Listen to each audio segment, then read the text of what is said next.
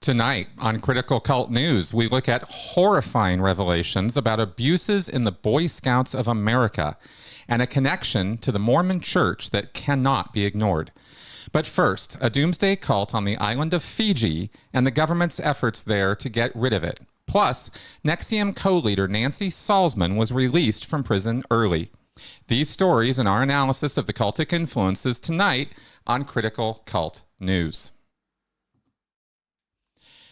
Good evening and welcome to Critical Cult News, the weekly news program where we offer not only facts and events, but analysis of the cultic or coercive elements contained in them. Because this is live to the general public, we are going to try something slightly different this week. After each story, I will pause and consider comments from you, the viewers, or answer any questions I might be able to about the report. I will ask now that any questions or comments to me as the host be on the topic of the stories presented tonight and not drift off to other things. Then we will move on to the next story.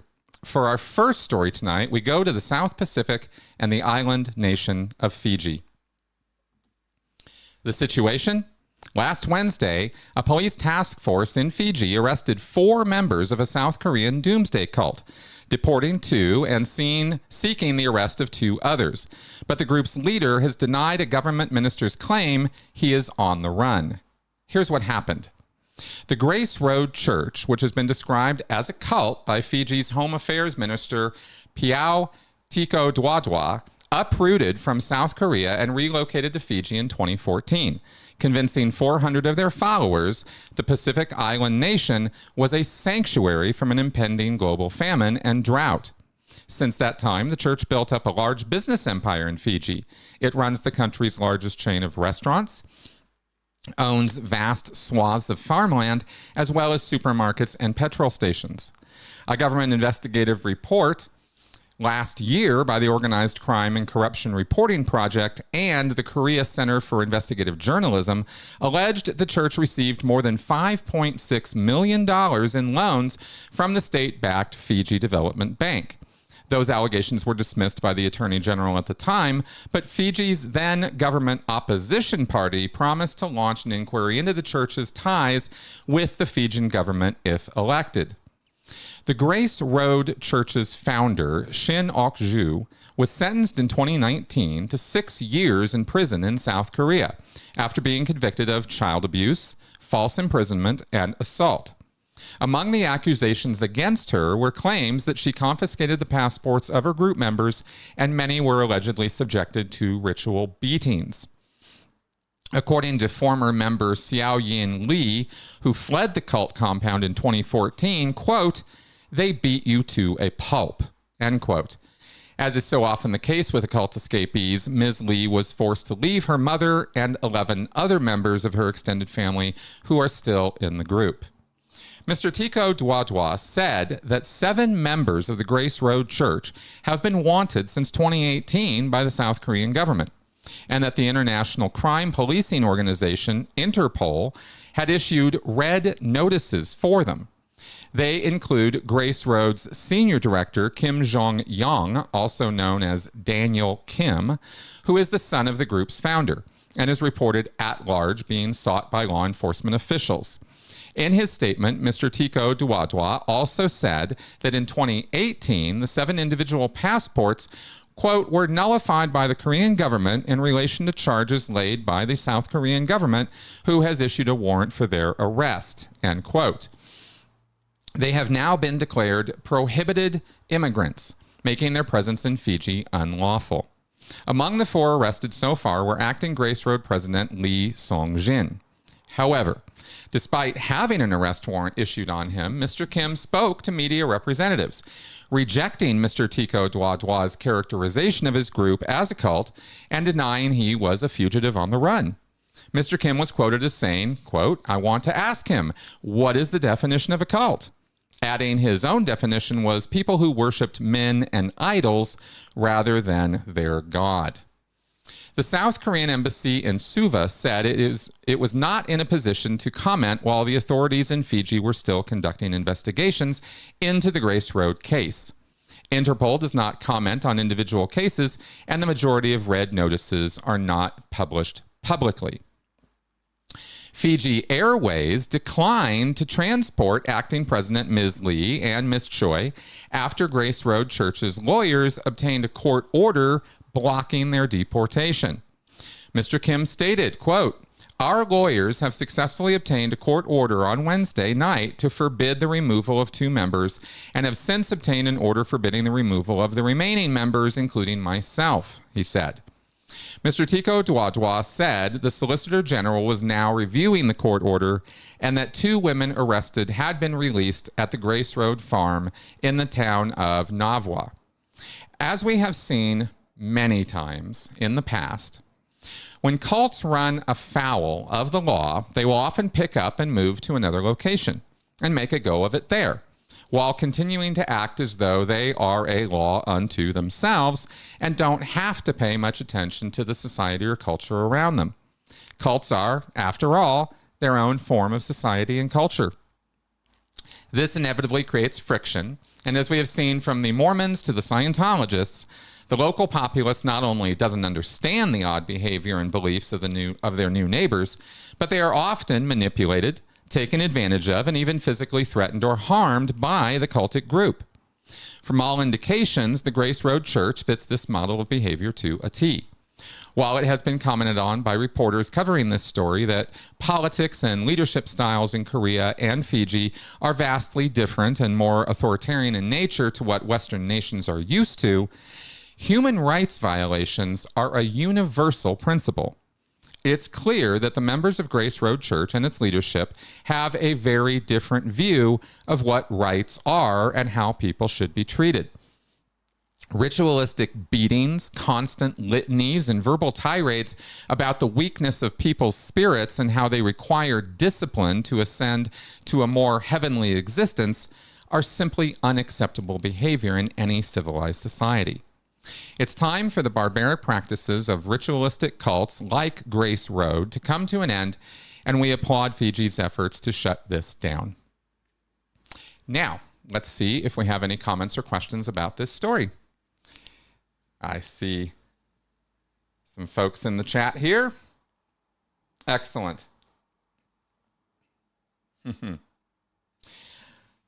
Okay, very good. We're going to go on with our second story. For our second story tonight, we return to the United States and a surprisingly early release of a woman the world knows as Keith Raniere's top deputy and partner in crime. The situation? Nexium co-founder Nancy Salzman has been released from prison and was transferred to a halfway house this last week. Here's what happened. As featured in the second season of the documentary series The Vow, Nancy Salzman was the nurse and neurolinguistic programming specialist who co-founded the Nexium Cult with Keith Raniere under the banner of Executive Success Programs in 1998. Non-religious in nature, Nexium was built around personal empowerment concepts and provided a roadmap of seminars, workshops, and educational materials which were supposed to help its members improve their self-discipline, awareness, and effectiveness in life. Salzman worked for the next 2 decades with Keith Raniere, serving as president and structuring Nexium's curriculum, writing its materials, starring in its videos, running its finances, and most important of all, directly manipulating and controlling its members. Nexium expanded its operation from its headquarters in Cologne, New York, reaching as far as Europe, Mexico, and Canada. Keith even met with the Dalai Lama at one point. While Nancy held the title of president, internally she was known by the formal title prefect. It was Raniere, known as Vanguard, who was the unquestioned leader of the group. Nancy acted as Raniere's shield maiden, running interference whenever members became suspicious or ran afoul of Keith's manipulations and abuses, including sexual abuse, blackmail, and extortion. Nancy was Raniere's chief enabler, even going so far as to support his claims that children are perfectly happy having sex with adults and that women experience freedom during rape. Salzman even took a page, one of many actually, from Scientology, when she instructed Nexium members that anyone challenging Raniere or Nexium, including family members and friends, were suppressives to be avoided. Former Nexium insiders have described Salzman as Raniere's enforcer, but also a victim of his cruelty and manipulation. She was not involved in Raniere's secret master-slave group, Dominus Obsequious Sororium, or DOS, which ultimately led federal prosecutors in Brooklyn to charge Raniere.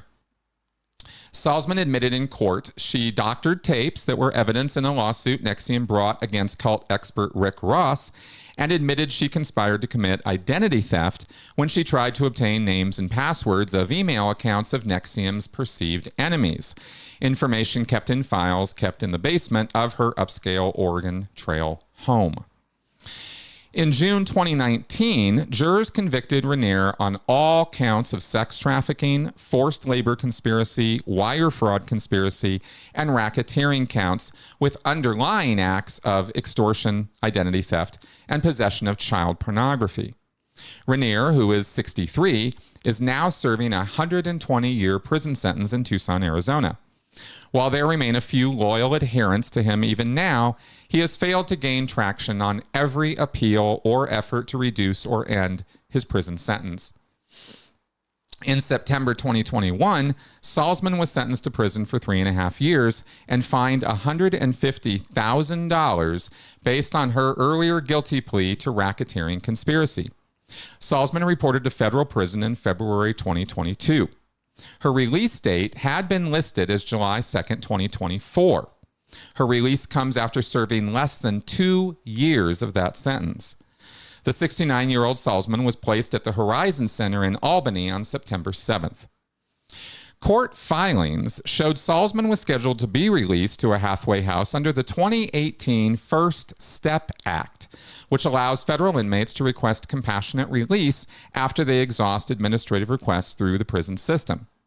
Salzman claimed through her lawyers that she suffered from medical conditions which require care that the Bureau of Prisons was refusing to give.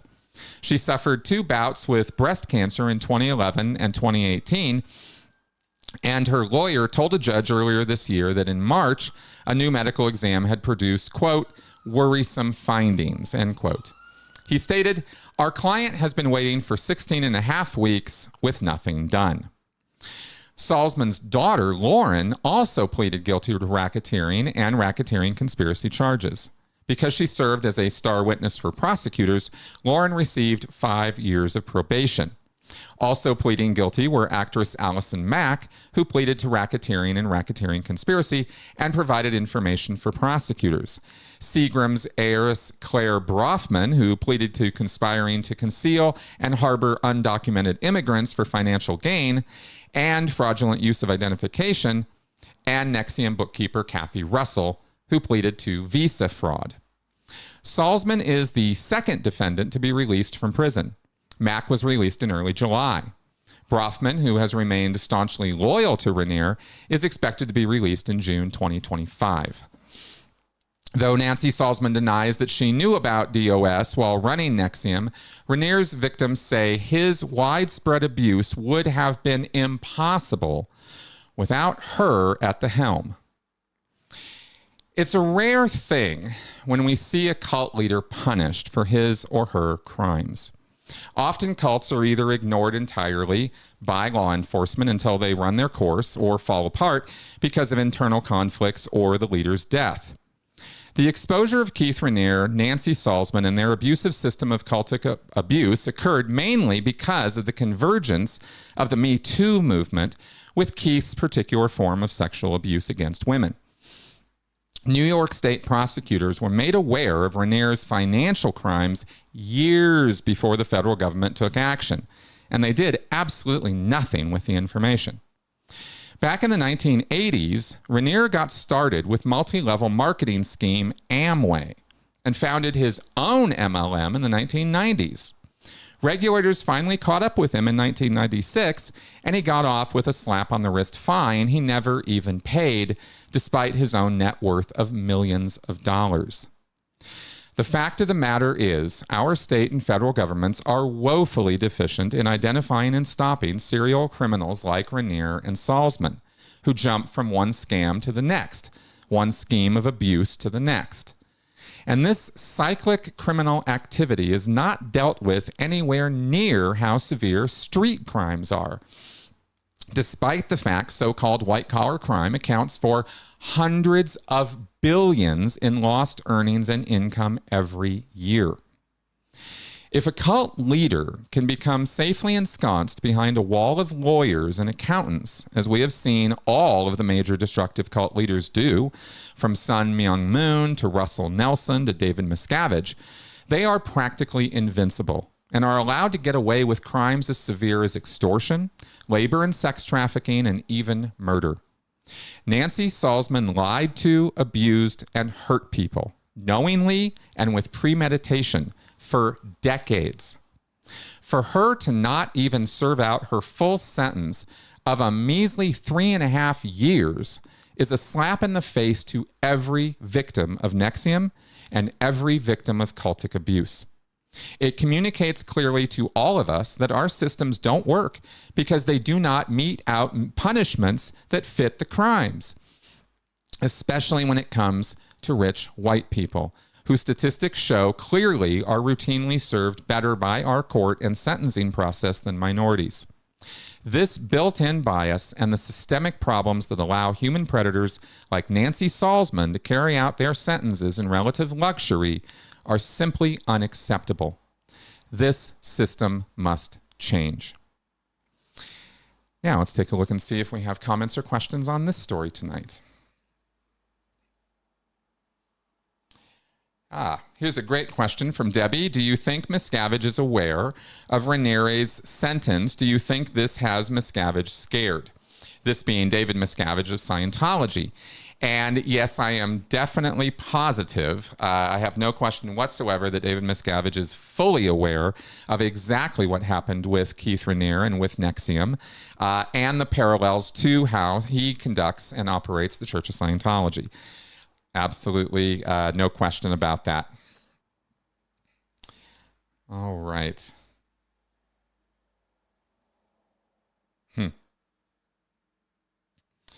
Indeed. Excellent. Well, thank you very much for your comments on that story and questions. Let's carry on. For our final story tonight, we turn to the Boy Scouts of America and recent accusations that Mormon influence may have impeded measures that were meant to protect Scouts. The situation?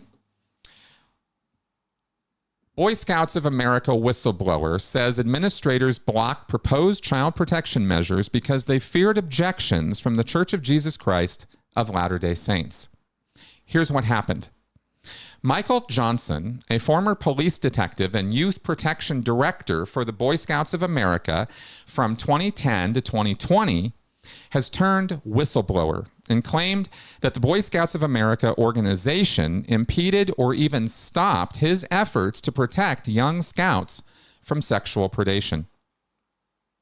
Johnson is featured in a new documentary called Scouts Honor, which premiered this last week on Netflix. Quote, "For 16 years, he stated, I did nothing but investigate child sexual abuse. So I've interviewed a lot of kids, varying ages, and interrogated a lot of perpetrators, talked to a lot of parents, been to a lot of crime scenes, as well as worked on some things federally and nationally with 2 different administrations," end quote. In going to work for the Boy Scouts, Johnson said, quote, "I thought I was going to work to keep kids safe in a major institution," end quote. He wanted to implement, quote, "what I felt were very medium-level policies and content training upgrades for youth protection. I kept getting told that the Mormons may not like that. The Mormons don't like that." A Scouts executive told him, quote, "You need to understand something. The Mormons are sacrosanct," end quote. It soon became clear to Johnson that he was part of an organization that was more interested in the appearance of being a child-safe organization than actually doing the work necessary to be a child-safe organization. And that disparity between the Boy Scout brand and the reality became such a wide chasm of difference that Johnson could no longer go along with what the senior administration wanted him to do.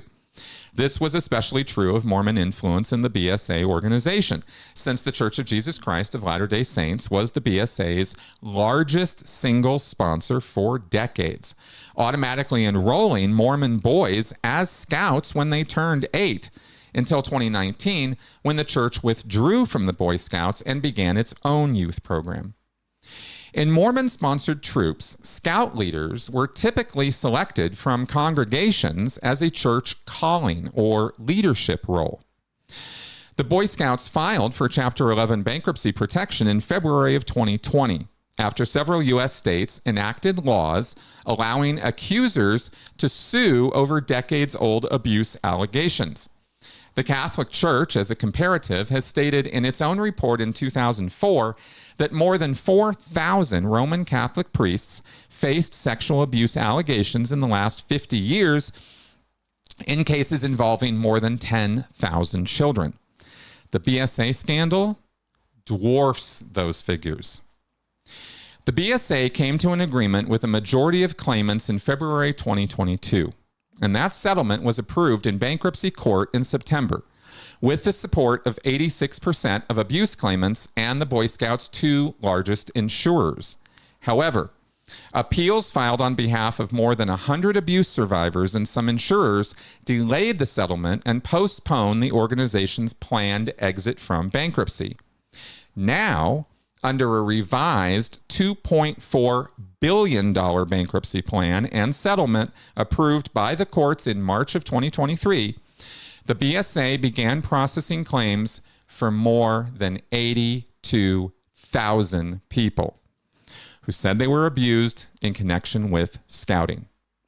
Consultants report about 2,800 abuse claims filed in the bankruptcy have direct ties to the Mormon Church. Another 4,900 are potentially linked to the church, according to a sex abuse claim valuation expert who testified in bankruptcy proceedings last year. This makes the Boy Scouts of America responsible for the largest sexual abuse settlement in U.S. history, a precedent for large-scale tort litigation. Individual abuse survivors will receive a wide range of payments from this, depending on when and where the abuse occurred and the specifics of each individual's case. So settlement ranges go from $3,500 to $2.7 million per person.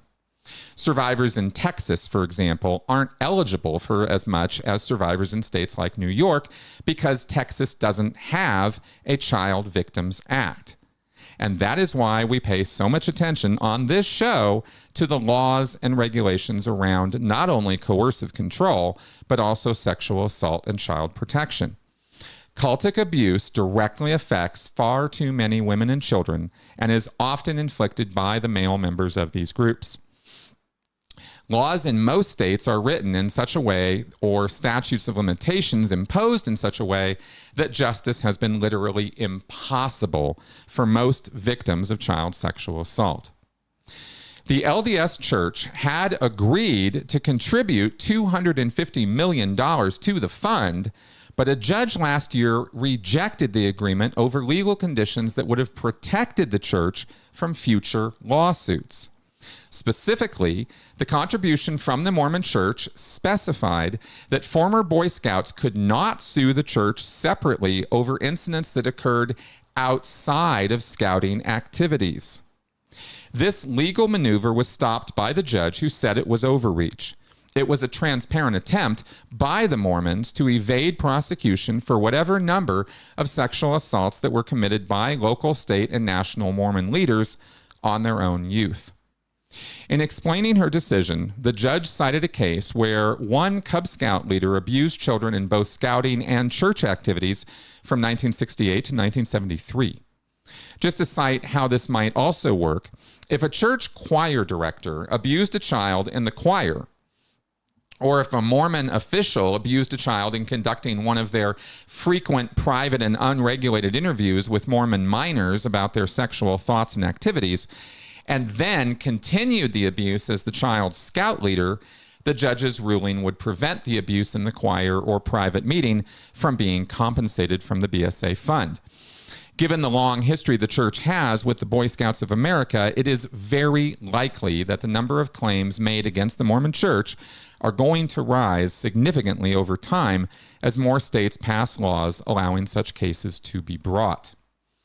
Michael Johnson told Vanity Fair about the BSA's efforts to suppress media exposure of these abuses. Quote, "They tried to squash the story every time.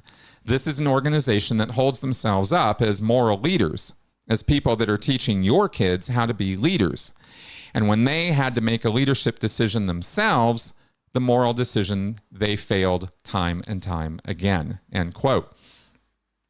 Steve McGowan, who served as general counsel to BSA from 2013 to 2022, claims there were not systemic issues with the BSA, but that they were merely a reflection of the breakdown of morality and law in the larger society.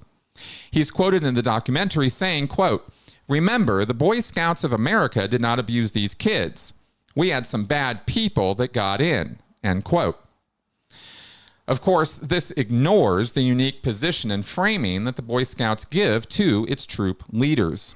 Filmmaker Brian Knappenberger not only created Scouts Honor, but also 2012's We Are Legion about the hacktivist group Anonymous, and 2014's The Internet's Own Boy, the story of Aaron Swartz.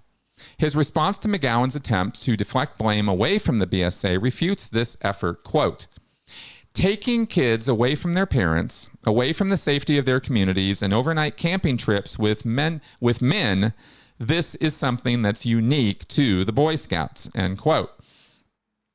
While the BSA website states that youth protection training is required for all registered volunteers and all adult participants must give their social security number to the organization, Johnson stated clearly, quote, "That's bullshit," end quote.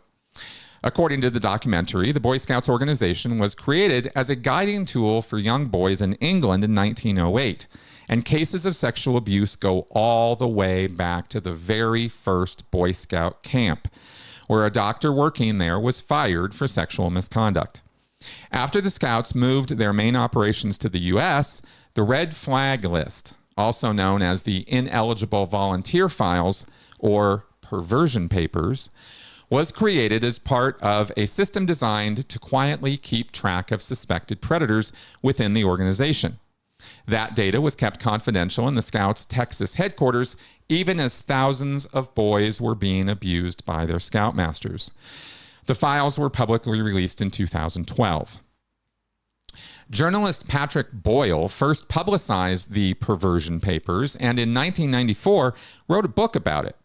He's quoted in the documentary in describing the inherent problem the BSA failed to deal with. Quote, "They essentially had a product defect that they were ignoring, that this organization was built in a way that molesters could get in, abuse kids, and get away with it," end quote.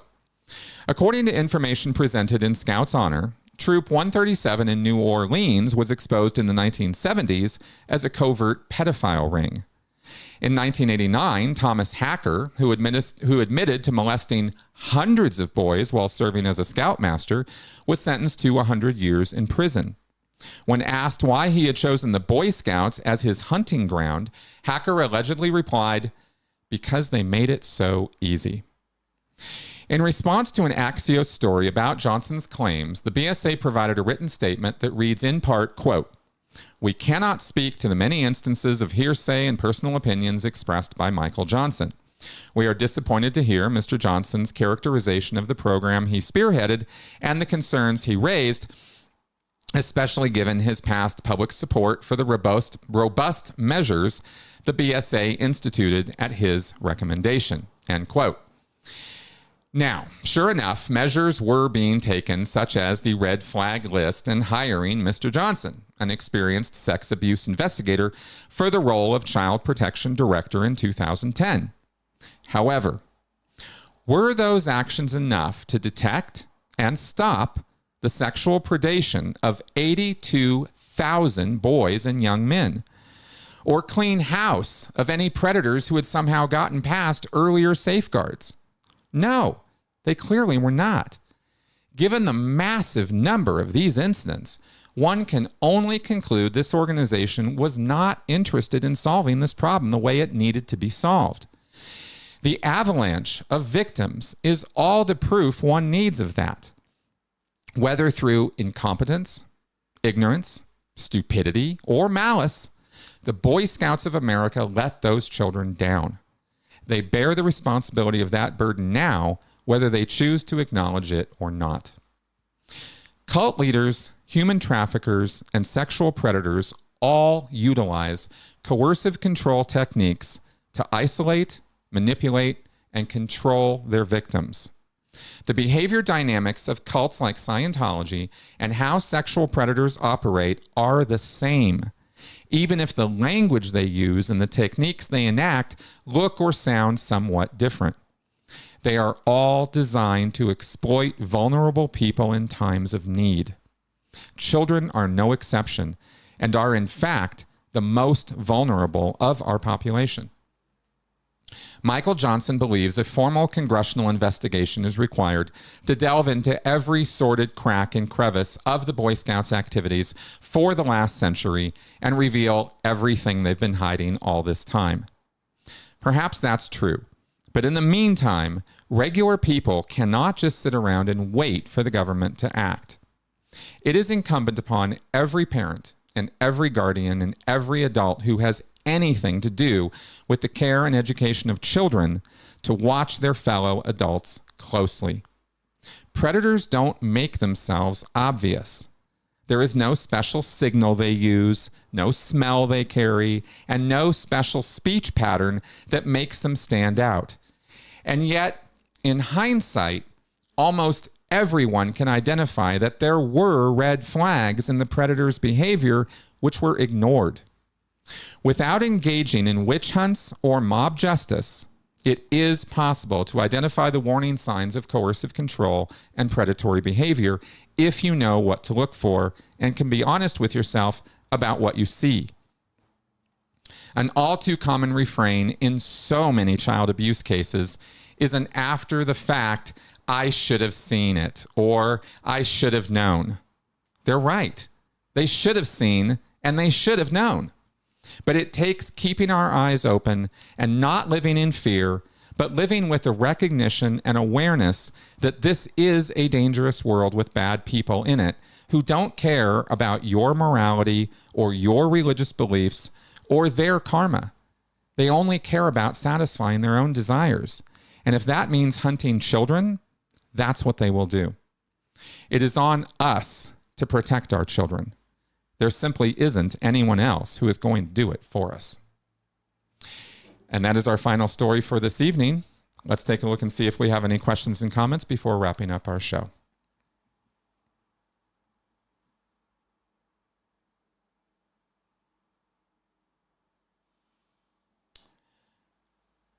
And in going through them here, I'm only seeing the one I answered earlier. Yes. J.R. Exner asks, how many of the 82,000 made accusations before $5 billion was offered to them? Really? That's your question? Okay. Well, with that, thank you very much for your comments and feedback. I very much appreciate your viewership. And with that, we will be wrapping up our show for this week. Good night.